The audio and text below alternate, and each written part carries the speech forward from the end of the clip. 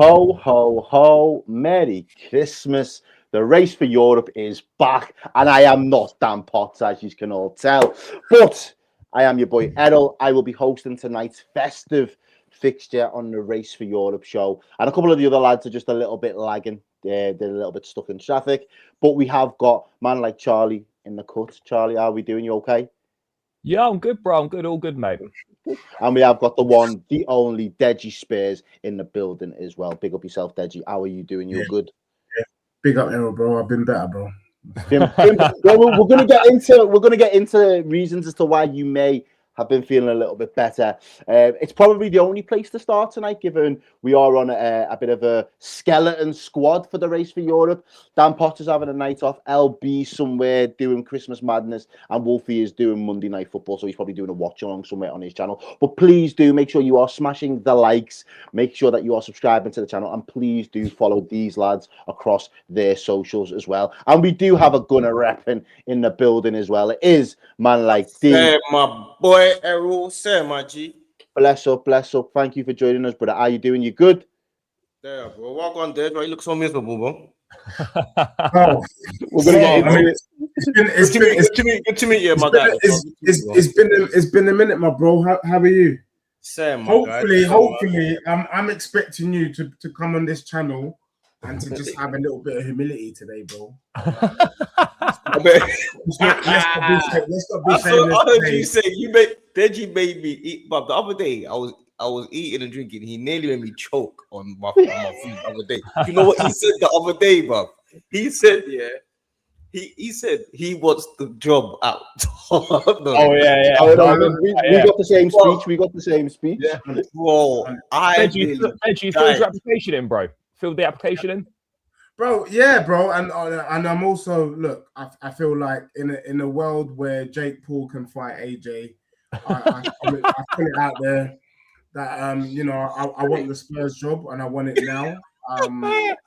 And to make the contract sweet, I've offered to do it as on a pay-as-you-go basis, and I shouldn't have to do it on a pay-as-you-go basis because if these bums can lose and get paid, I can bloody lose and get paid. But I'm willing to go a step further to show the people them that I am serious about this, and I've already got my backroom staff ready. I'm good to go. And Who's made the cut, bro? Who's in the backroom staff?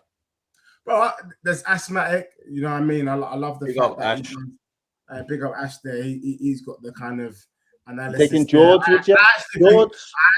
I'll get that madman Wolfie. You know. Wolfie is Wolfie in the backroom. I'll get Wolfie and part of my backroom team, bro. You know what I mean? Obviously, I need to send. Also, part of it is because I need to send my man on errands as well. You know what I'm saying? Like, get out of my face.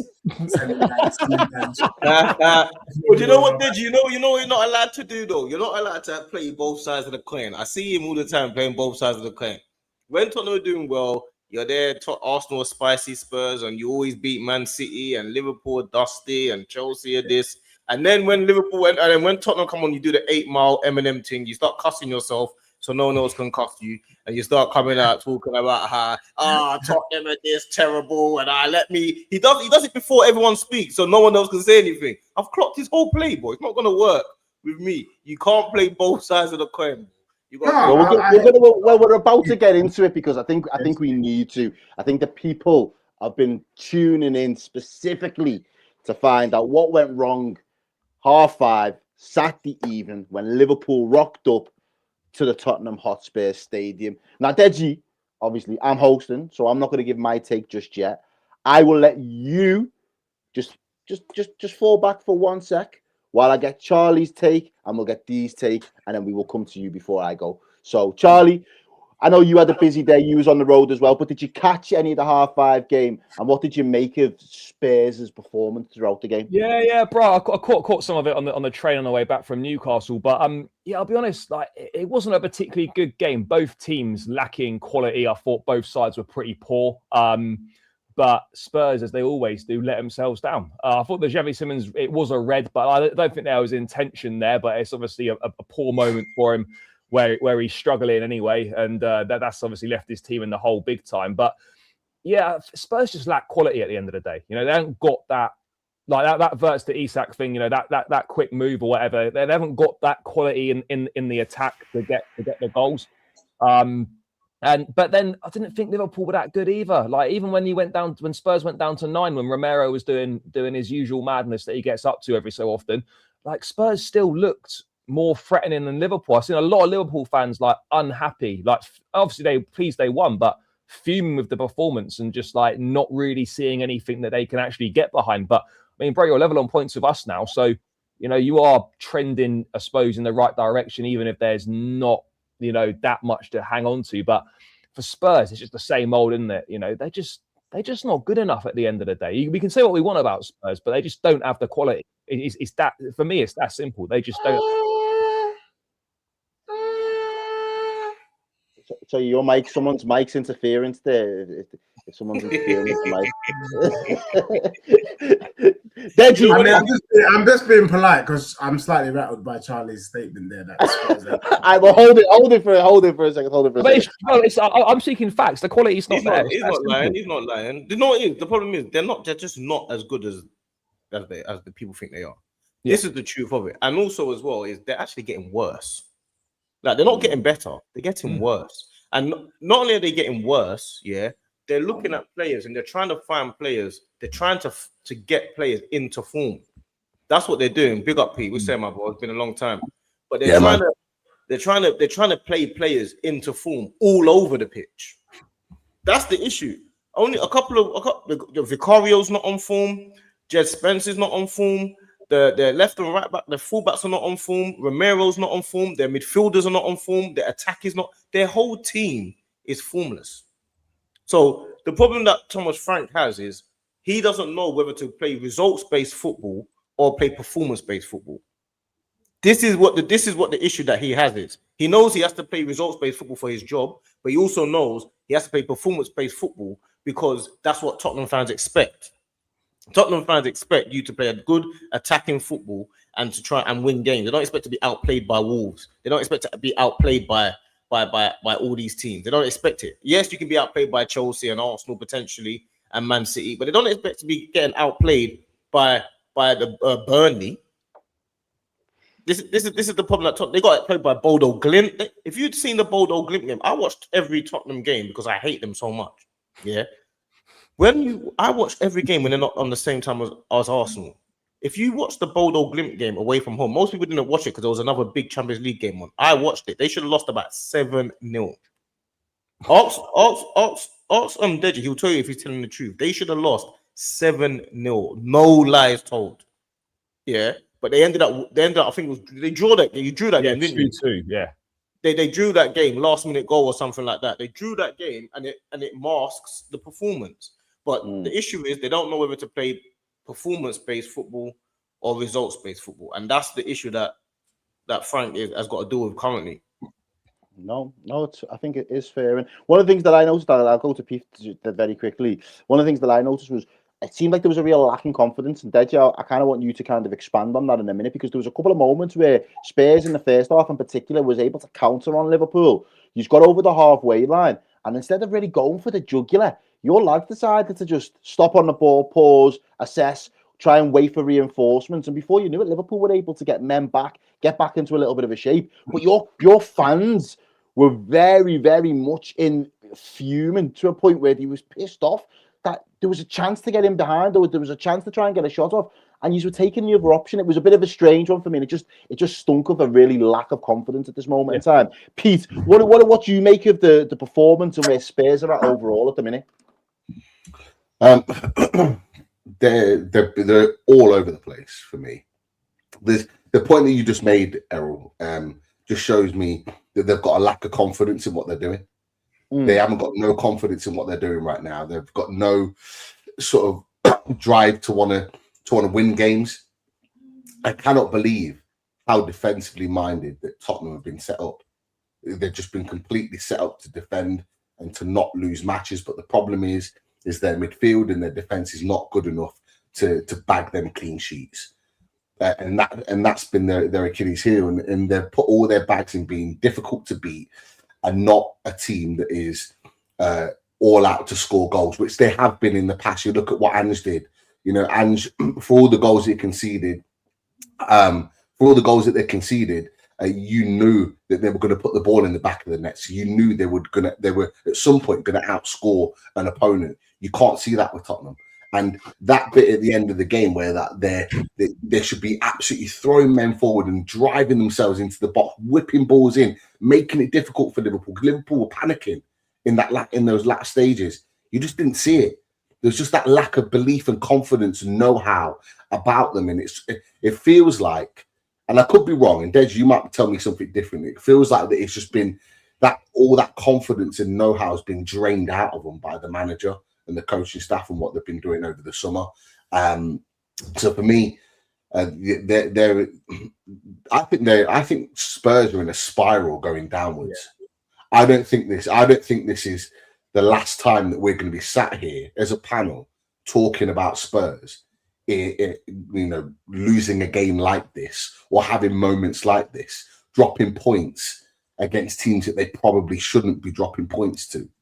I don't think this is the last of it. And but I'll be honest with you, if they don't get rid of the manager, which I don't think they will anytime soon, I could see them languishing around 12th, 13th. But I think the thing with Spurs is... Well, Charlie, just before you do, Charlie, because you're going to have to... There's a chat here that I want you to read out as well. Oh, yeah, of course. Let me please read David's chat out. Can you please remind the panel that Spurs have picked up 17 points at home in 2025 out of a possible 57, 4 home wins and 5 draws out of 19 games. That's the worst, isn't it? I swear I saw that stat. That is the worst in anyone in the Premier League, and I'm not sure if that's including the relegated teams as well. I was just going to carry on from Pete's point, right? I think Spurs fans think Spurs are much bigger and better than what they actually are. They've got like this. They seem to think that Tottenham are this team that should be challenging for the top 4 each year, that are good enough to do that are good enough to pick up trophies and play Champions League football every year and do this and that. The reality is, the only thing good about Tottenham's their stadium. We have to be honest here. The football they play is no good. The squad they've got is nowhere near good enough to compete at the level that they supposedly want to be competing at. And you talk about replacing managers, right? I don't think Frank's doing a particularly good job, by the way. But how many managers have Spurs been through, and it's the same problem, regardless of who sits in the dugout? It doesn't matter who goes in there, whether it's a Conte, whether it's Nuno, Jose, Thomas Frank now. Like, it doesn't matter who the guy is, or Ange. It's the same thing. I would even argue, I'd be interested to get Deji's thoughts on this. Is Frank worse than Ange? Yes. Wow. Look, I'm trying to remember. I'm trying to remember everything that happened. You know, there was moments where Fan Zone D was speaking too close to the mic. Charlie was waffling. So I'm trying to gather all my thoughts before I reply. So let me get into the game, and I'll get into what's wrong with my club at the moment. Floor's yours, Deji. The floor is yours. I think it's safe to say that this is the worst Liverpool team I've ever seen in my life. Had it not been for the red card, Spurs win that game, hands down. That Liverpool team is dusted in Tutankhamun. I can't believe that. I feel like you're deflecting. Let me talk uninterrupted. I can't believe that is the team that won the Prem. But I can believe. Because when I was telling Errol last season that this team ain't doing jack, it ain't because you're good, it's because everyone was so crap, you laughed at me. When I was telling you 5 games in that you guys are dusted in Tutankhamun, you said, you know what, well, we're getting the points. You men are rubbish, mate. Pathetic. Tottenham registered more attacks, more shots on goal against you than any other team, and that's with 10 men. Hold that, and hold that. Now, this is what the issue is, and this is what I'm not going to have. You can't be serious, there, surely. This is, I am. He is. This is a big deflection.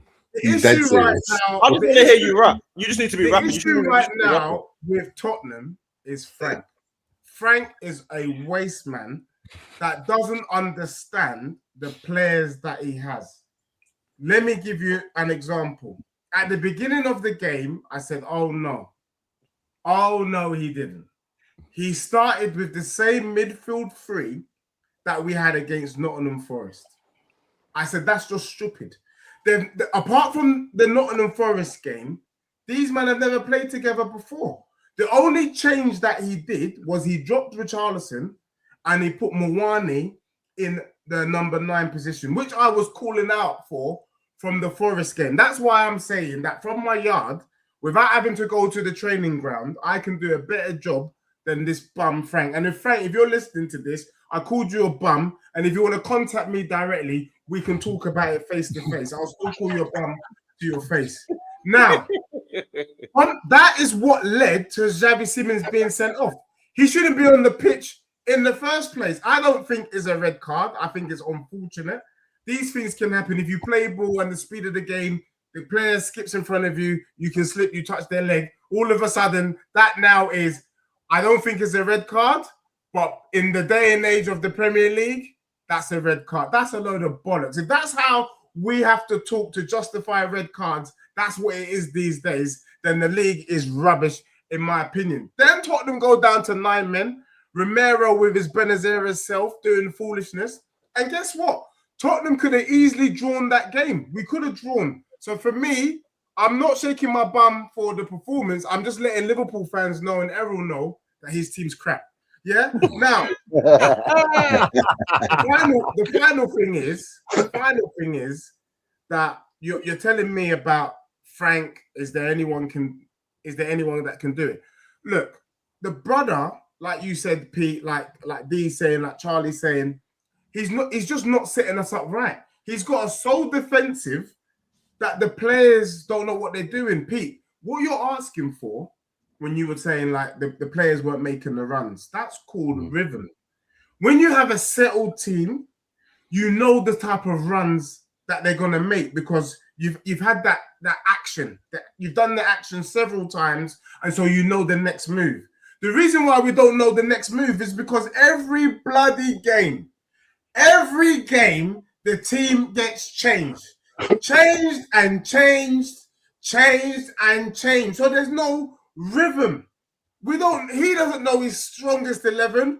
We don't know his strongest. I'm not going to lie to you. I was surprised to see Archie Gray start.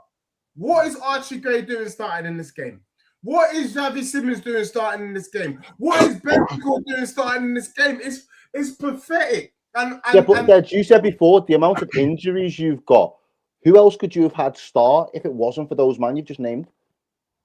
Bruv, like for me personally, Xavi Simons needs to go to the gym. Personally. He's been needing to go to the gym. He shouldn't be kicking. Apparently he's been going.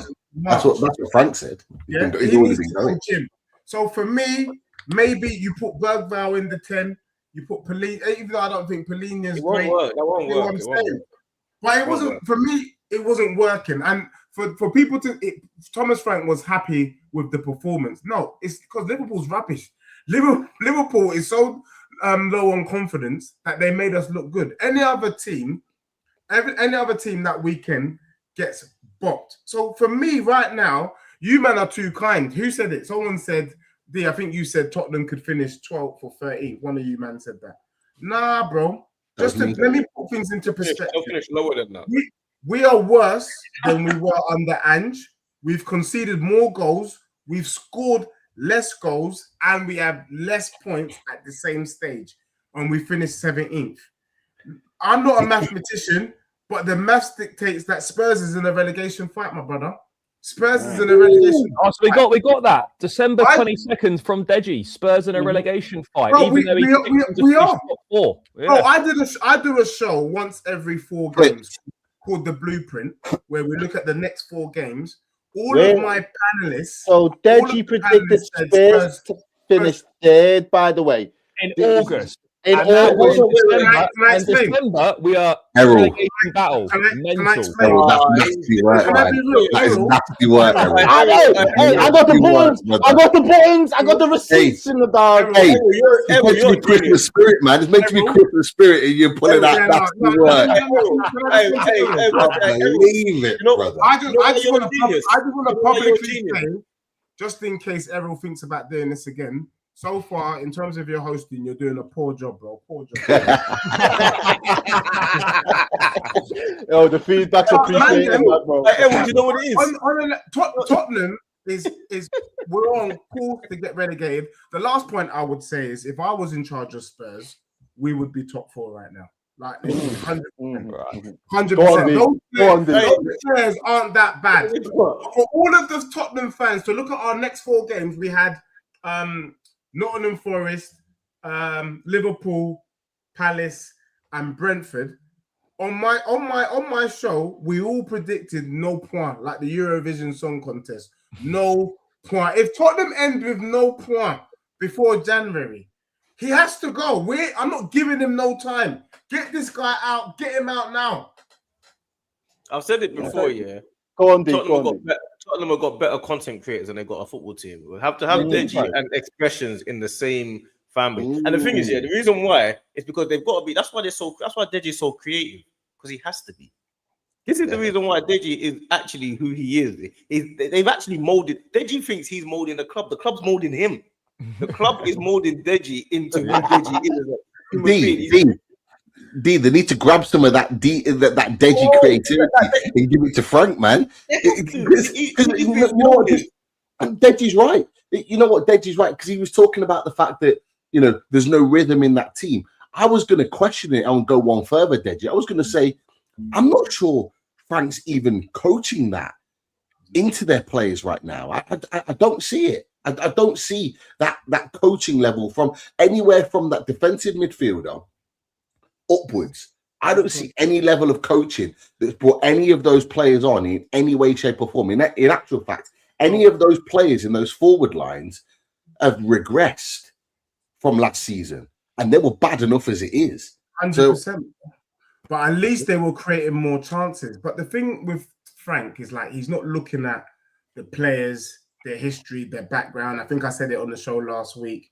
Nottingham Forest had Jed Spence at right back, had Brennan Johnson at right wing, and they tore Arsenal apart at the Emirates. Why aren't we trying things out that we've seen work with players in other places? Bro, Van der Ven on the overlap talked about Ange. Just so you know why I'm calling for the Spurs job. He said, and this is a direct quote, he said, Ange, we are playing too high. Sometimes we need to defend. He said, Ange said, yeah, that's true. That's true. Why don't you and Romero sort it out on the pitch? Talk to the man them on the pitch and sort it out. That was his bloody answer. For £4 to £5 million a year, he's telling my man sort it out. And real talk, Pete, I think that's what's going on. What's his name is saying, you know what? I want to know, because he talks in phases. We're in phase. I don't know what any of this crap means. We're in phase 3. That's what he says. We're always in the phase. And then if you man can shoot, have a shot. But really, I just want you to be in phase 3 on the pitch and try and keep it as tight as you. He's rubbish. He's crap, bro. You're right. Why do you think Richarlison scoring goals in your team? It's because it's just gung-ho. It's like in the attacking phase, do whatever you want. And you know what? For someone like Richarlison, that's perfect. He can just do what he wants. And that's why he's popping up with goals here and there, and he's getting you a goal here and there. But your proper players that actually have got something about them, they can't work with that. They can't work with that. But I think they've got to give Frank time. Though. I don't think. I think the sacking and the whole all of that. I think is a bit. I'm gonna say, Dion. I'll be real. I want this to continue. No, if we're being serious, we can't be talking about sacking Thomas Frank. Yeah, bro. Do you know why? Though? Can I be real? You know, like, this ain't back in the day. You know, this ain't early 2000s, bro. What it is that you need to see a baseline. I'm not saying that Spurs should be top of the league under Frank, but we should be able to see a level of stability to know that, okay, with a bit of time, he can do something. Eddie Howe came into Newcastle. He wasn't fantastic in the first season, but you could kind of see what he's trying to do. Nobody can see what this brother's trying to do. And I think we are like, when we say give him time, what you're really saying is, if we give you time, I hope you can turn it around. In this day and age, with the amount of money that's involved, you can't be running a business or a football team on a wing and a prayer. That's not what it is. I always say this about you, though, Spurs and Edge.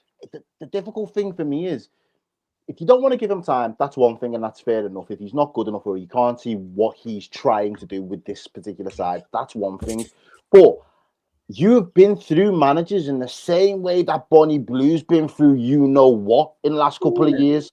And from that perspective, who really wants to take it? Who's trying to wipe off Spurs and lock it off for the long term? There's not a manager out there that you can call upon to say, yo, it's your time to come to the helm and be in the dugout and take us to where we would like to be. And like I said from a while ago, we did the same show 12 months ago where I was saying, let's petition for the PR and the gaslighting to stop, because Spurs are not a big six team anymore. It needs to stop, because all we've done is fuel your delusion.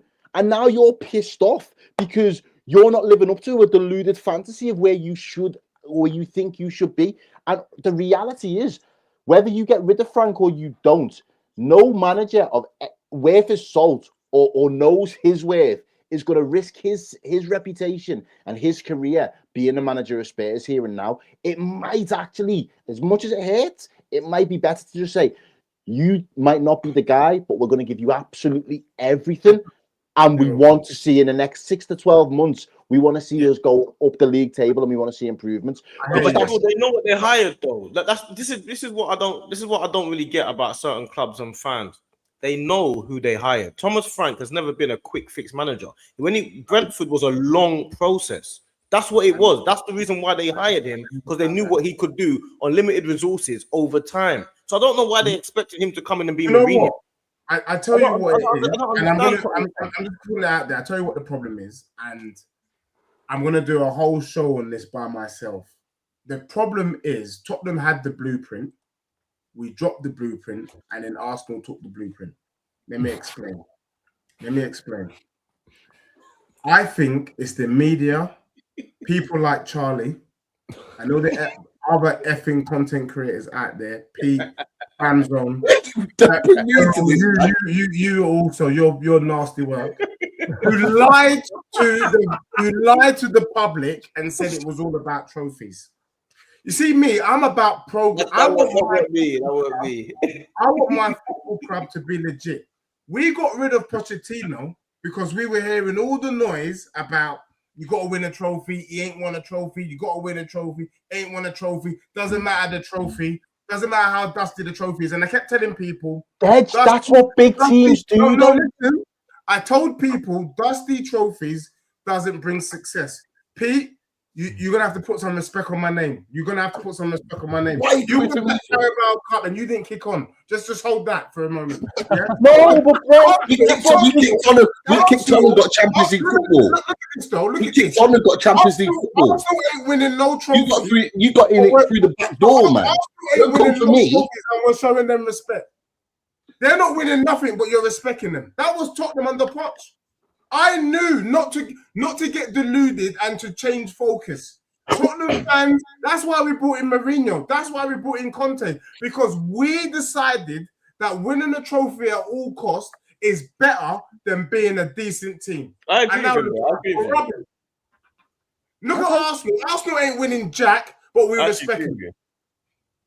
Yeah, you had far more respect under Poch than you do currently. We didn't win nothing. And we didn't. Guess what? We didn't win nothing. But this is so. At this point, if we're going back in time and looking at that, Spurs were telling us back then they were a big team. So one of the metrics of being a big team is, well, put your medals on the table. What are you winning as a big team in one of the biggest leagues in Europe? What is it that you're winning? And you weren't able to do that. So yeah, you went and chased and went down a different path, and it's not necessarily working in the way that you want. You won the Europa League. Again, didn't really happen in the circumstances you want because you finished 17th. So is it like short-term gain? But the long-term pain is where Spurs continue to be. And I'm gonna do a show on it, and I'm calling out all the Tottenham fans because it's their fault. For me, when I deep it now, Ange's actually done a remarkable job because he actually deeped it. He went, you know what? These lot want this trophy so bad, suck the league. He should have articulated this. Then he would, if he had articulated this to the fan base, I think Ange would still be in charge. But he said, you know what? Bun the league. I'll give you the trophy that you man crave. But really, giving you this trophy don't mean jack.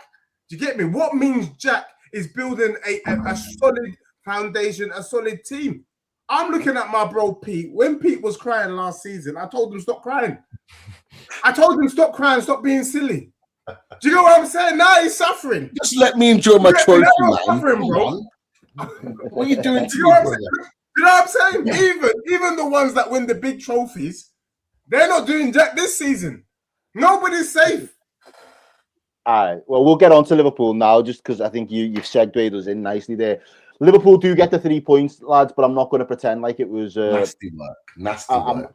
A masterclass by any stretch of the imagination. And I think, kind of like what Deji was saying there, to be honest with you, the short-term gain of 3 points has cost Liverpool massively in the pain of obviously now losing Alexander Isak for an extended period of time.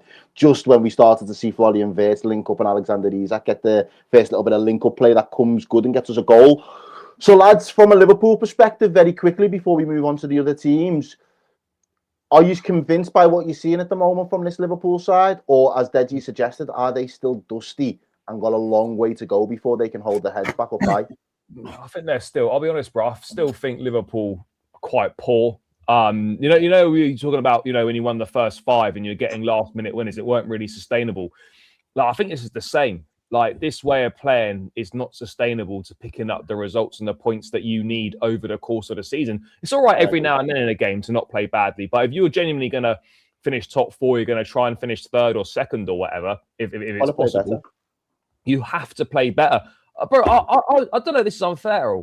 I actually think there's very few games, if any, Premier League games that you can watch Liverpool and say, do you know what? They were good in that game. I actually don't think there's been a decent performance in the league. Probably been 2 or 3. I think the Arsenal game was a good performance all round. It wasn't a great spectacle, but performance-wise, we contained it. I think Everton in the first half was probably one where you looked at and thought, yes. And then I would say, given the form of Aston Villa at the moment, the way that we dispatched Aston Villa in October was probably, or early November, was probably our 3rd. But there's not many. There's not many. That's 3 off the top of my head. We've already played nearly 16 games. 3 out of 17 games, yeah. So that's the problem, isn't it? Like Liverpool, they got good players. They're the good side there, but brother, there's no rhythm. There's not really any tactics, no style of play. Just getting through games on moments, really. Getting bailed out by individual quality. We are. We'll get on to the Chelsea-Newcastle game in a minute. But yeah, we did collect 3 points at St. James's Park. It wasn't a very good performance, though, once again. No, I agree with you, Charlie. I think we are struggling at the moment. And I think, obviously, the injuries are starting to stack up for us. But you've got to build a team big enough to deal with the injuries in multiple competitions. I still don't think we're the most fluid team. We looked more rattled when they were down to 9 men. It was like there was just no game management whatsoever. So, yeah, we are still in a little bit of turmoil, but I think if we can get a couple of winnable games under our belt in the next week or 2 over the Christmas fixtures, I think we can go into the new year and kind of draw a line under what's happened in the first half of this season and hope that we can kind of have a bit of a clean slate going into 2026. But at this moment in time, I don't think there are many Liverpool fans there sticking their chest out saying, Liverpool are back to being the best, because we are far, far, far from the level right now. Guys, there was over 400 of you here a minute ago. Make sure you're dropping a like on the stream very quickly and make sure you're sharing it as well. I'll just say quickly, Errol, I know we've got to move on. A little bit of turmoil is polite to say the least. You man are rubbish, bro. You gave Tottenham, who's meant to be one of the worst teams in the league. You made us look like Barcelona at some stage. Like, I couldn't believe the level of dust I was seeing from Liverpool. It took an Isak, one individual, Ekatike, any half-decent goalkeeper, in my opinion, gets a hand to that, at least tries to tip it over the bar. Vicario's a waste man. But, bro, like, we moved to Liverpool. Let me tell you right now, that isn't, like back in the day when you played Italian 90, because of copyright, certain football games, they couldn't call the clubs by their actual names. That wasn't Liverpool. That was Merseyside. That was rubbish. Do you get what I'm saying? Like, that's Merseyside. That ain't Liverpool, bro. And for me, what's worrying as a Liverpool fan, I think you guys are glazing over that there is gaping holes in your side. I said earlier that you would do well to finish top 10. That's how bad it looks. I don't think Liverpool finish in the top half of the table. I think I'm interested to know who is your next Premier League game as well. Wolves. at Anfield, mate. But just a reminder in terms of when Deji did predictions, guys. Just a quick reminder. He actually had Liverpool to finish first and Spurs to finish third. So the revisionism here is crazy. Yeah. Crazy. I'm just gonna say, like, can someone put up their hand if they haven't suffered from peer pressure on a stream? Peer pressure. Who peer pressure you to put Spurs third? But guys, like I'm telling you, everyone was shaking their bum. Oh, Liverpool's this, Liverpool's that. They could do it again. Look at this squad. Look at the money. I was peer pressured. I knew they were dusty. The peers, right? We'll move on. We'll move on. Nice one for that segment, Dej. Thank you for the laughs. Hopefully, everybody's in the Christmas spirit in the chat, in the comments. Make sure you are dropping a like on the stream as well. We have got to move on and go head straight up to St. James's Park, where Pete's team. Park? You mean Reece James's Park? Oh. Charlie's come on with chest. Hey. Wait. You can't do What are we doing? I let Charlie take the floor. Charlie. Hold on. The first 60 minutes didn't happen. The first 60 minutes didn't happen, you know. D, talk to him, man. Talk to man. Talk to man. The first 60 minutes, bro, come on, bro. Probably 48 minutes was the Reece James free kick. 48 minutes then. Okay, so for 47 minutes before that, the guy was anonymous. Oh yeah, bro, we were shocking. He was anonymous. So come on, let's be real. Yeah, no, we were terrible. Yeah, no, like I couldn't believe how bad we were in the first half. I'll probably say that first half was probably the worst 45 minutes we've played in 2025. Horrendous. Like what do you have to do at Newcastle, right? When you go there, make sure you ride the wave. You know they're going to come out fast. They're going to be front foot, high energy, intensity, trying to get the crowd on side, get the crowd up for it. You don't concede at Newcastle in the first 10, 15 minutes. First 5 minutes, same as last season, conceded straight away. Fofana gives the ball away in midfield. It's actually a decent save from Sanchez. I think it's from Gordon. And then obviously Chalobah falls over on the line, and then Voltemada's got an easy finish. And then the second goal as well is so poor. It's a great ball in from Gordon, but the marking is absolutely shocking. But bro, you booed us in that first half. We did absolutely nothing, couldn't get anything going, weren't moving the ball at all, giving it away. Offered, I can't even remember a single thing. Oh, we had the obviously disallowed goal with a handball from Neto. But outside of that, we offered absolutely nothing. And I'll be honest, bro, I thought we were going to, it was 2-0 in 20 minutes. Legitimately, I thought we were going to get smashed about 4 or 5-0. I thought it was going to be that bad based on the first half. So I think you'll be like, I'm pleased with a point considering what happened in the first half. To come back from 2 goals down at St. James's is not easy. So I was pleased with a point from that perspective because, you know, when you're 2 down, you have to feel reasonably happy about that. But I guess you're probably the opposite, happy with the first half. And then I don't think you were terrible second half, but there was a massive drop-off. I think there was a considerable drop-off in your performance, and we suddenly started playing, and that's the annoying thing. Like, even if we just played half as well as we did in the second half in the first half, I think we probably win that game. And that's not me saying that we're like miles better than you, but I don't think there was an awful lot between the two sides. I think we could have won it in the second half. Garnacho should have scored on a couple of occasions. His finishing was poor. I expected a lot more from him up against Lewis-Skelly at right back. I expected him to be offering much more, and he didn't really. But I guess on the balance of the two halves, the draw is probably the fair result. Yeah. I've got to say, I'm not happy with the point. If I'm being honest with you, frustrated. I was frustrated, really frustrated with the fact that we come away with a point. You're right, Charlie. I think if we'd have gone in 4-0 at half time, I don't think there's anybody that would have complained. Anybody would have looked at that and gone, yeah, they didn't deserve to go in at that. We should have. You talked about the Gordon chance. For me, Gordon should be finishing that. He's literally hit it straight at the goalkeeper. The goalkeeper looks like he's made a good save, but it's right at him. Either side of him, it's a goal. Yeah. Nick Voltemada, and he should have had a hat trick in the first half. 2 brilliant finishes, particularly the second one, but should have really got the third one before half time. And we dominated. Like, I'm looking at your team that you started with. I'm looking at Cole Palmer in the 10. I'm looking at Caicedo. I'm looking at Reece James in midfield. I'm looking at your team. I'm thinking that's a strong team. Like, we've got things to worry about here. And like we absolutely we bullied you first off. They could not handle it. And that's the frustrating thing, because that 45 minutes from Newcastle United is the best I've seen probably since the cup final. And that is what I associate myself with my Newcastle United. Like, I've said to you boys on this channel before, on shows previous, that I've not really enjoyed watching my team this season, but I enjoyed watching that. That was what I recognize as my team. And so to only go in 2-0 was a little bit frustrated, but I was still happy. The problem was in the second half, and like you said, it wasn't that we necessarily played bad in the second half, but what we did is we made 2 mistakes. And I'll explain a little bit what those mistakes were. So for the free kick, from a Chelsea perspective, and quite rightly, your fan base are going to go, yeah, great free kick, Reece James, brilliant, this, that, and the other.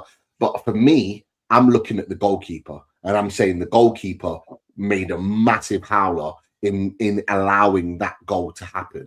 Because, and I've talked about it on my channel. I've talked about it on my channel with regards to the positioning of Aaron Ramsdale, and you look at it from behind the goal, and you're up in the God, so you would have been able to see it as well. The guy's too far over on his left-hand side, and if he'd have stood centrally and still been and had vision with the ball, he made that save, and it's a routine save. It's quite far out as well, by the way. It's some distance. Yeah, but it is, and this is the thing, even more frustrating about the fact that should not have happened. That goal should not have happened. That was a goalkeeping error more so than a great free kick, in my opinion. And look, I'm looking at it from a Newcastle perspective. The second goal, couple of things in that. I don't think João Pedro gets a shot on goal had Malik Chow not slipped. The slip in that moment, and it's a great take from João Pedro. Great take on his head and on the turn to get in on goal. But if Malik Chow doesn't slip, Malik Chow keeps toe with him, and he stops that from happening. But then again, poor goalkeeping from Ramsdale. I think he needs to do more to stop that from going in. And you're looking at that situation, and you're looking at those 2 moments, and you're thinking they are absolutely avoidable. In that moment, in the second half, we created 3 or 4 clear chances to score, and we don't put them away. So we can be frustrated by ourselves that we didn't kill the game. And look, I don't even really want to talk about the penalty, because it is a penalty. It's a blatant penalty. I don't know how that VAR haven't looked at that properly and seen that that's a penalty. He's not attempted to get the ball at all in any way, shape, or form. He's literally took out the man, and he's took out the man, and people are going, oh, it's shoulder to shoulder. No, if you look at it, he's took him out hip high. He's took him out hip high. He's took the man out. That is a penalty. If that happens on anywhere else on the pitch, as Eddie Howe says, it's a free kick. No, so, I agree. We were fortunate. We were fortunate there for sure. And I'm confident that Gordon or Nick Waltemada put that ball in the net, because Gordon at penalties has been fantastic. Tell you one thing, Pete.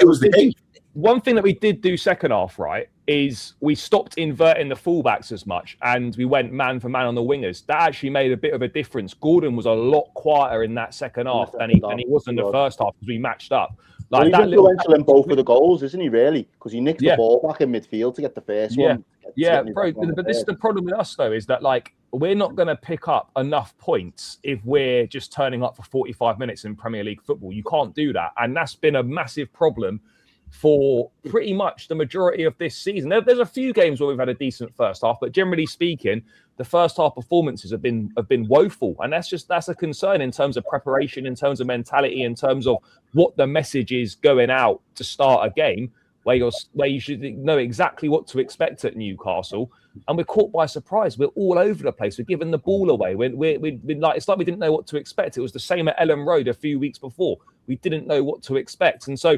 Look, obviously, credit for turning it around in the second half and being able to come back, but we can't be. We're not going to finish where we want to be finishing and win stuff if you're only playing 45 minutes of football. So that for me is something that we got to take that second half performance forward and use that and try and put together as close to a 90-minute performance as possible in in the games coming up. Because if we're doing that, bro, and like respectfully, if we'd played a team like a Man City, for example, and turned up like we've done in that first half, or given up the volume of chances we give up, bro, the game's done. You're going to be out in inside 20-25 minutes. So yeah, it's a weird one, like, because I'm pleased to get a point given the circumstances, but I can't ignore that first half. I really can't, because it was pitiful.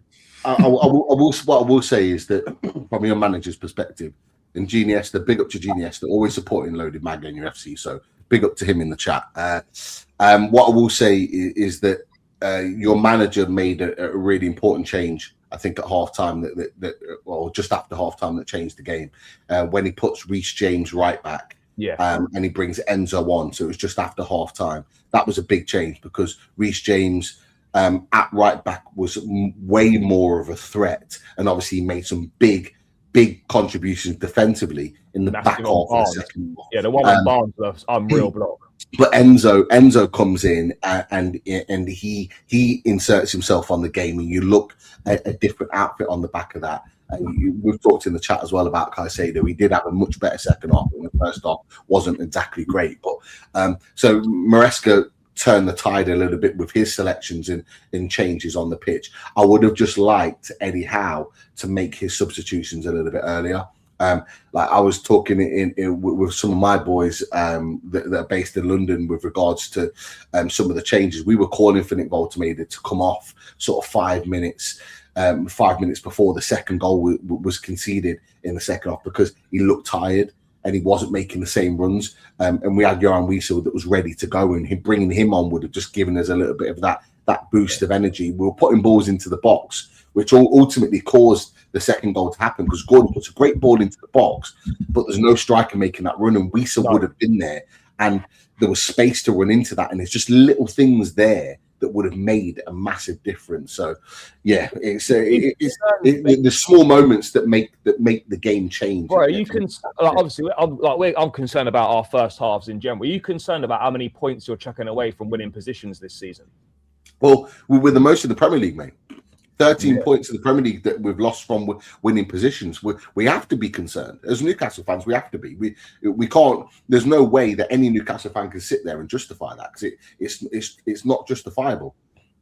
The thing about it is, we're doing the hardest part in terms of getting the lead, in terms of putting ourselves in a strong position. We were 2-0 up against you. We've been 1-0 up against many teams. We got to 85 minutes against Arsenal. You know, we got deep into games against Liverpool where we're in not winning positions, but in a position where we could pick up a point, etc., and we've let it slip. Tottenham, another one. We were comfortably winning that game. Give a corner away, and a really poor overhead kick that trickles into the net gives them a point.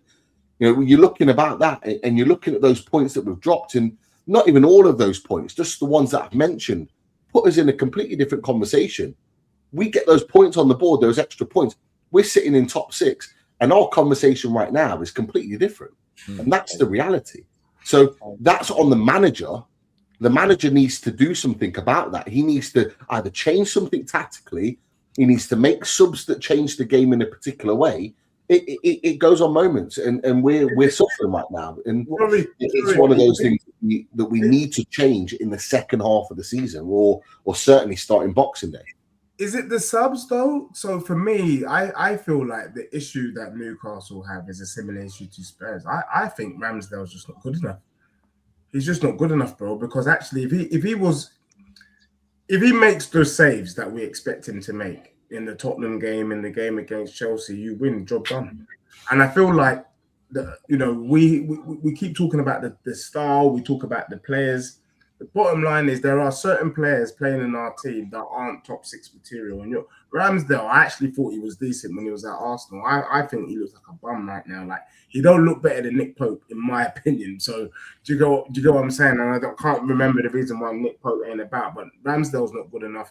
Vicario is not good enough. And that's part of the reason why Spurs is suffering, in my opinion. But also, I feel like that's the reason why you're suffering. And if your defenders don't have confidence in their goalkeeper, that's where it gets all jittery. You know what, Deji? I think it's a really good point that you've made, is that I think this has been a conversation since, probably not since Saturday, maybe since Leverkusen a week or so ago, and it's continued on the conversation. Obviously, Nick Pope's been injured. He's back in training now, and he's probably going to be available for Friday. So there's going to be a decision that Eddie Howe has to make. What I will say, and I'll continue this conversation, Newcastle fans are going to have this debate, this conversation about Ramsdale and Nick Pope until the end of the season, because we've got both of them. And the problem is they are at polar opposites in terms of what they offer. So Nick Pope is superb, probably one of the best, if not the best in the league, in my opinion, at shot stopping. He is a brilliant shot stopper, but he can't kick for toffee. And that's been our biggest Achilles heel in certain games, that his distribution has let us down. That Arsenal game, he Ramsdale away, didn't he? Well, yeah, exactly. Case in point. But Ramsdale is the complete opposite to Pope. Is that if you'd have watched that Chelsea game, some of his distribution was unbelievable. Some of the balls that he was just pinging into Voltemader, like sort of mid-height into his chest or into his feet, to be able to build attacks, and we were able to do that. First half, second half, his distribution is absolutely spot on, and it allows us to build attacks like organically up the pitch rather than just a hopeful lump up the ball that Pope offers. But in terms of commanding his area and in terms of shot stopping, Ramsdale just ain't the guy. And I think Newcastle fans, now he's had a run of games in the team, we can actually see that now. He doesn't command his area, and that's a big problem. So we've got polar opposite goalkeepers that both offer one strength compared to the other. And if you could do a little fusion dance, you'd be fucking made. What's that? I said if you could do a little fusion dance and join combined, you'd be made up. I'll be honest. Everyone, I've been saying this for like at least the last 3 weeks now. Is that I'm not going to go and hammer Ramsdale. I'm not going to go and hammer Nick Pope. It's just the reality of what they are. They're limited in one area, but really strong in the other. And we're just going to have to grin and bear it. Like someone just put in the chat, like we're going to need to get a goalkeeper in January. We're not getting a goalkeeper in January. We're not doing it. We've got other places that we need to strengthen way before we look at the goalkeeper situation. So it's a place that we're going to have to deal with until the end of the season. Pete, I kind of semi disagree with you, Pete. You know, I got Ashmate, big up Ashmate from Spurs King TV. He said the same thing to me earlier this season. Him and Marlon, they were like, I was like, we need to get rid of Vicario and we need to get rid of him now. They're like, our Spurs have got bigger issues. Nah, mate, the keepers ain't good enough. Get rid of now. You bring in Keller, you guys are top 6 straight. No, I'm still surprised. I'm still surprised. Again, even Chelsea didn't put a little. Get Keller, game done. If Tottenham bring Keller in, it's game done. Like one of us needs to go and get that brother. He can't be at Brentford, and so I don't rate the guy, man. Pete, if you've got Trafford, then like you wanted, I think you're in a much better position. He's having a stinker. Well, that's up for debate. I genuinely believe if we'd have got Trafford in the summer, I don't think we have this problem. No, you don't, because he does bridge the gap in terms of he's a good shot stopper and his distribution is very, very good. And I think he needs to be. I think part of the reason why he's kind of faltered at Man City is because he knew. He didn't know at the time of signing, but he knew pretty much straight after signing for Man City that Donnarumma was coming in. And that's going to put your nose out of place very, very quickly. What I will say is that if he came to Newcastle United and was told he was going to be number 1, I think you'd see a different performance from Trafford. The issue I've got now is that Trafford, the way he is right now at Man City, I'm not particularly sold on getting him. I want a goalkeeper that's going to come in with bags of confidence, ready to go. And actually, for me, there are other goalkeepers around in Europe that I would look to explore. And I think with Ross Wilson coming in, he's already mentioned about the fact that he wants to go into Europe and explore his options. I'm not sure we're going to see a load of English-based signings, if I'm going to be honest, because of the value on players. And because of the value to quality level isn't quite the same. And we've been burnt with the likes of Elanga and a couple of others in years gone by. I actually think we're going to go into Europe and scour Europe's market to get our next goalkeeper. But I think that'll be something we see in the summer, not necessarily in January. I just want to say, Errol, really quickly, away from Newcastle United, it has been confirmed that Alexander Isak is to be out several months after undergoing surgery today. He says Isak suffered a fracture and underwent surgery on Monday on an ankle injury, including a fibular fracture. So that was a terrible challenge, Dan. We didn't really mention, obviously, the challenges and the assault in the previous game, but I think you are right to mention it there, Pete. I do feel sorry for Isak. I think he's had an awful time of it since he's joined Liverpool. Let's make no bones about it. But I hope he does have a full, speedy recovery. And it's not as bad as I first feared. People will band him around ACLs and all sorts, and it could have been 12 months without him. So hopefully he's back and he's able to at least get himself back before the end of this season is what I'd like to see anyway. But no, I think we will. We'll move over to Villa and United. Now, we don't have Billy here to represent. Billy's travelled the other end of the earth and he's gone to Australia. But we have drafted in Dan United for some perspective on the game. Season's greetings, Dan United. How are you keeping? Yeah, sound. It's nice to come on. It's nice to hear Charlie talking normal, because at the moment all I see is him and Don on our chat every fucking day, and I'm like, I've said nothing. I've not been. No. Let's have this right. Listening to you two on that chat, I'd rather listen to the next door neighbour bang Mrs. Robinson. I really would.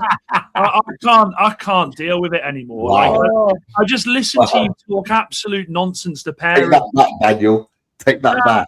No, I would. I listen. I've had to mute the chat sometimes because I'm just like, I can't read it. To be fair, Don's worse than me.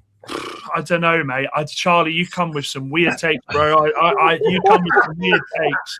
You come with some weird takes, and no, I'm good. Look, United were good-ish. Yes, they played well. We had a lot of players out. It was always going to be tough. Bruno going off at half time. Leacher coming on into the CDM role. Wow. It was nice to see someone actually pass a ball through the lines, something I've been waiting for ages. But make no mistake about it, I feel like Villa could have probably upped it if they wanted to in certain aspects. And it is what it is. It is what it is. But I'm looking at the table now, and like Manchester United still 7th, big game against Newcastle on Boxing Day. This season is absolutely appalling. It is, because in what world do Manchester United stay in after losing? How are we still in 7th position? It's abysmal. It's abysmal, and I think a few of your clubs have got to look at yourselves and blame yourselves. I hold Pete responsible. I hold Deji responsible, because you're so indifferent. You're allowing some of my fan base to think the unthinkable, that we're going to get Champions League, and I have to read that day after day after day. And I can't be doing it. I can't be doing it. This Manchester United side is so far away from doing that. So far away. We have got Newcastle on Friday. Their midfield is going to be...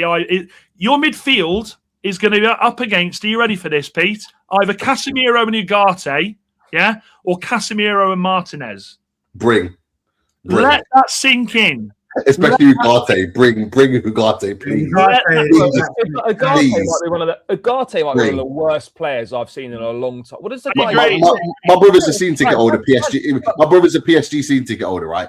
He goes every week to watch matches, and he told me. And to be fair, he's been on Saeed's channel as well, so he tells Saeed all the time. When you guys brought Ugarte, he was like, bring it, because he knew very early on at PSG that he was not the guy.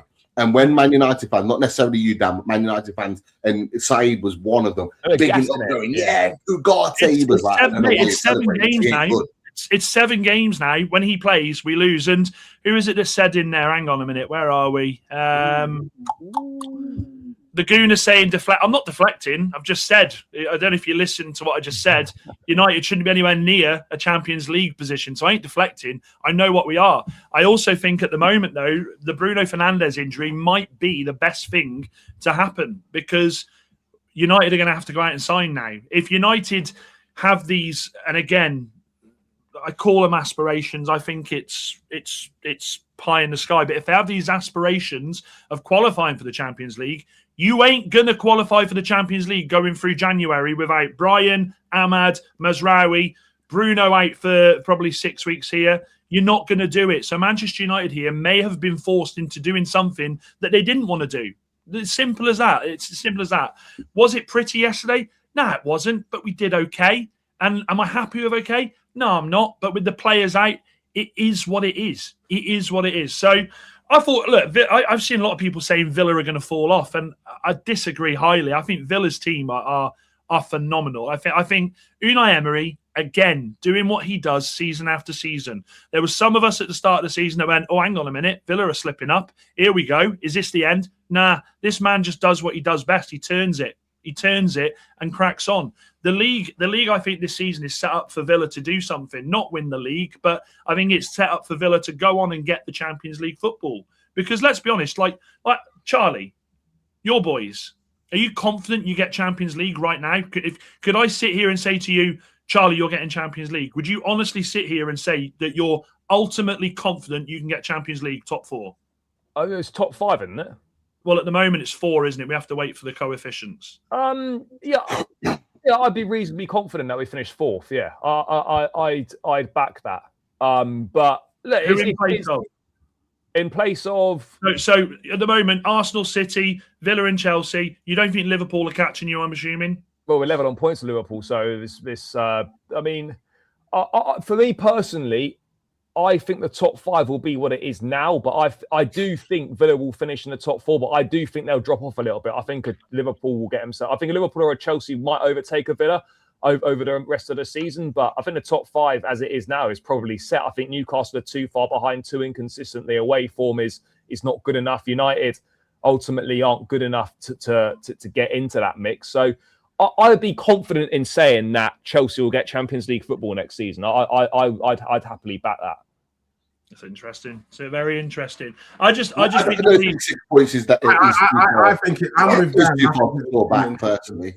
We're 6 points off 4th place. I'm not saying that we're going to get Champions League football. I actually don't think we will, but I don't think it's. I think it's a little bit too early to say generally that you're almost guaranteed Champions League football, Charlie, because we're only 6 points behind. There's a lot of other teams in between us that have got more points than we have that can potentially claw that back. And I'll be honest with you, Charlie, like I didn't see anything on Saturday that convinced me that you're going to go on and win game after game after game to be able to get top 4, top 5. I think Chelsea have been inconsistent. I've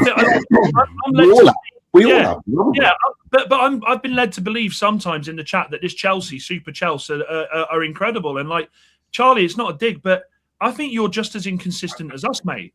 And we are in a mess. Like Manchester United, make no mistake about it, are in a mess. But we are literally 3 points off Super Chelsea. Yeah. Like so for you to say I think you get it, I don't think it's that. I don't think it's that nailed on, mate. I genuinely don't. I think I take what you're saying, but what I'm saying is now, because the way this season is, and I think Pete hit the nail bang on the head there. I think because of how inconsistent this league is, I think there's easily 9 teams there.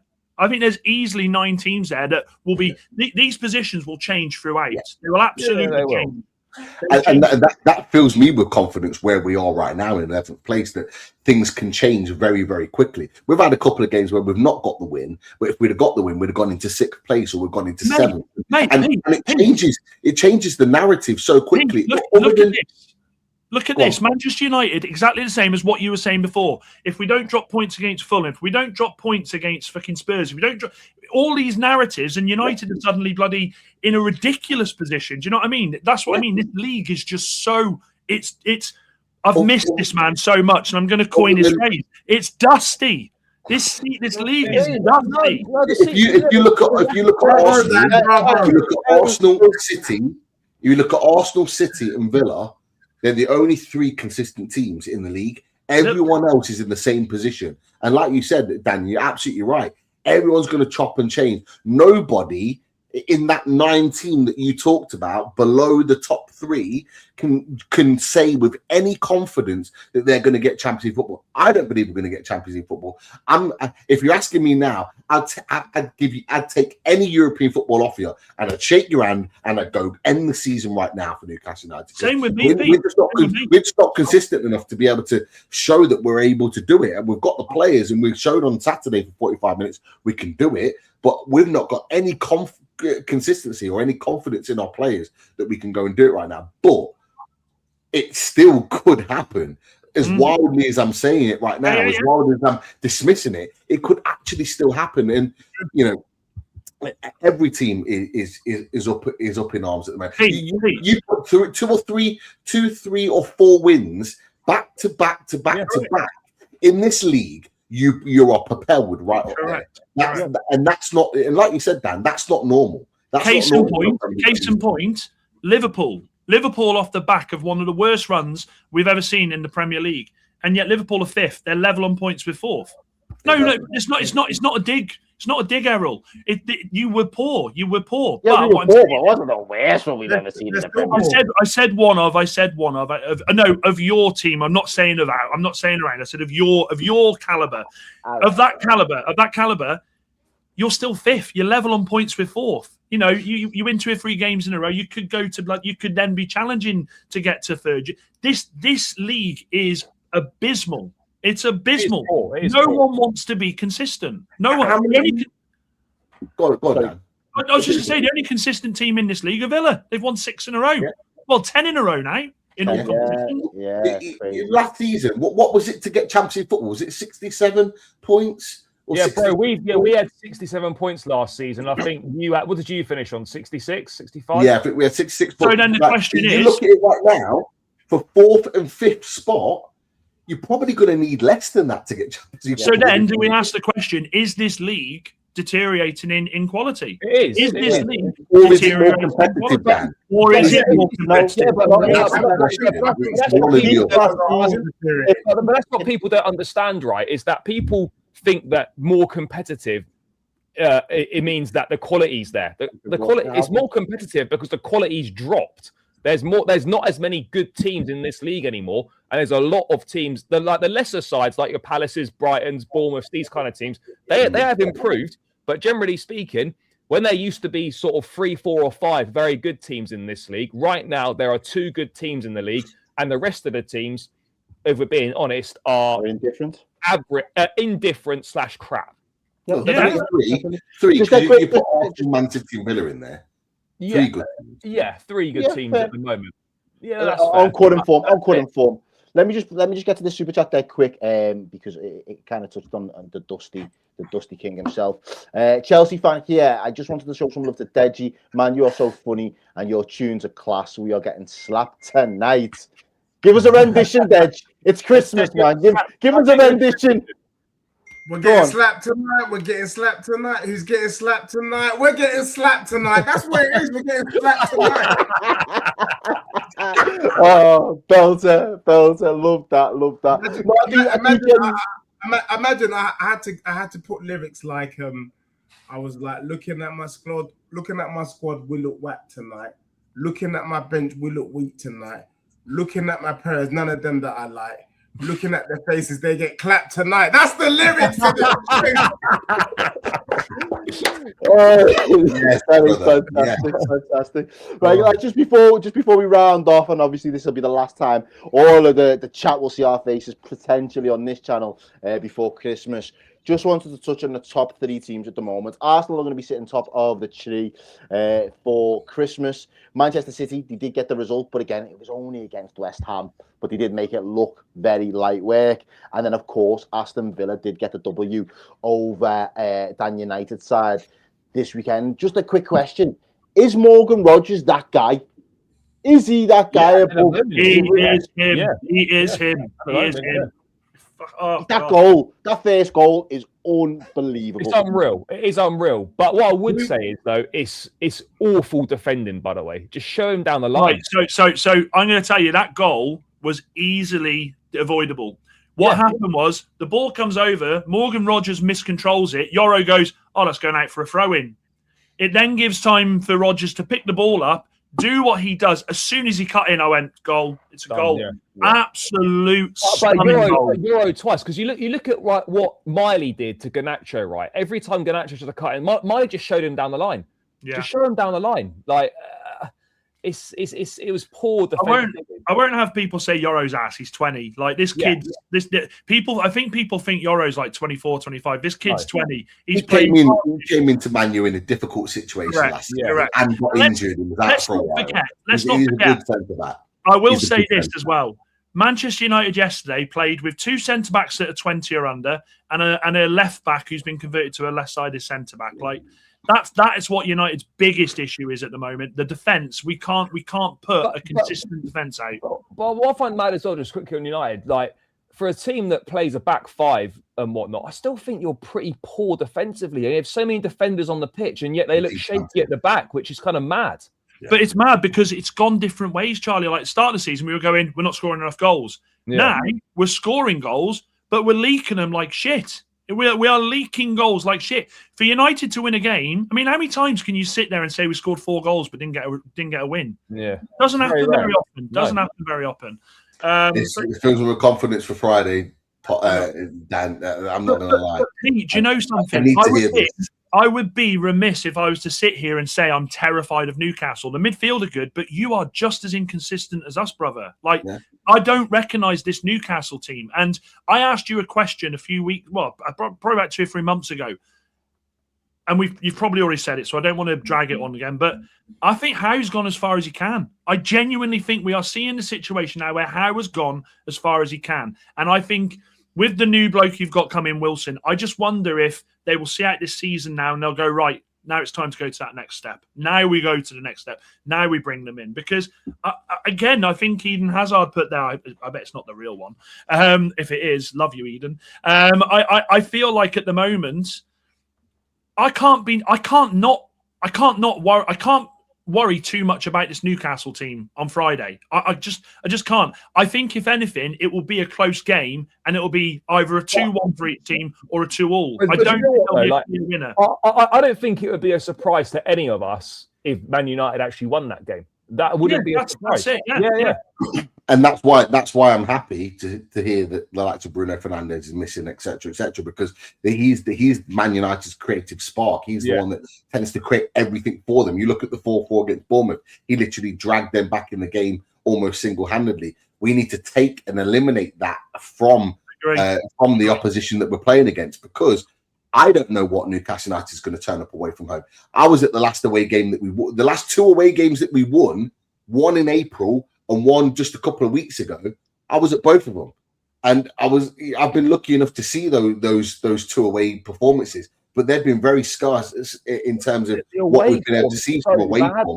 And I don't know what Newcastle United is going to turn up away from home. I was lucky enough to go to the Hill Dickinson and see them turn up and absolutely obliterate Everton and win 4-1. But I've also watched performances against West Ham and Brentford where those teams were both there for the taking, and we didn't take advantage of it. Like I'm looking at something here. I don't think you're wrong in what you're saying about Eddie Howe. He won't go now before the end of the season. No, he will absolutely be under scrutiny at the end of the season. And for me, I'm going to say this right now. I've not said it on my channel. I'm going to say it right now. If Newcastle United don't secure any form of European football, Newcastle United fans are absolutely right to question Eddie Howe's managerial future. I think Newcastle United, because he's had a lot of money to spend this summer. Forget Isak for a second. He's had a lot of money to spend this summer. He's boosted his squad. This squad is the best squad of players in terms of quality and numbers he's had since he walked into the club 4 years ago. He has to at least get Champions League football. When we finished 7th and obviously Man United won the FA Cup, you could argue we had one of the worst injury records we've ever had in Premier League history at our club. It was decimated. So we had that excuse to a point. We haven't got that this season. We haven't got the same excuse. And so we've got those players in place. We've spent the money. He's had the money to spend. He's brought the players in. And we need to be secure in European football. So at this moment, I don't know what Newcastle United to expect. I should be able to, but I don't. But he has to turn it around, and it's on the manager. It's also on the players, though. The players' attitudes at time. Anthony Gordon, for example, was absolutely scintillating for 45 minutes. I've not seen him play like that for over a year. But I don't know what Anthony Gordon's going to turn up, because he's going to start on Friday and he'll play at Old Trafford. But he could quite easily put in an absolutely dog performance like he did against West Ham and he did against Brentford, and absolutely be dragged on 50 minutes. Like, I don't know what guy I'm going to get to turn up. So the attitude of the players is one, but absolutely the manager needs to turn the tide, and he needs to turn it quickly. We've still got a chance, as I've said, to be fighting in those conversations in 7th, 6th, 5th position, because the points difference isn't massive, but it needs to turn now, because the longer we keep having this conversation, if we win this, if we win that, we can only have that conversation for so long, and then it turns into this season's a write-off. Facts, absolute facts. It's interesting. But I think you've all hit the nail on it there when you said the quality of the league at the minute is probably the lowest it's been for a number of years. Too many teams inconsistent. They're not delivering. A lot of money, my team included in that, has been spent over the last 3-4 seasons. More money, more problems. It doesn't always solve everything, as we already know. But lads, I just want to give you all a big thank you. Thank you for joining us tonight. Thank you everybody in the chat. This has been the panel. Race for Europe. You know what we do. I hope you all have a wonderful and lovely Christmas and a Merry New Year. And we will see you again after the Christmas fixtures. But from us, from everyone here, from Dan Potts, from the Race for Europe and the 12-man podcast, all the best. Have a good one. Peace out. How are the lads?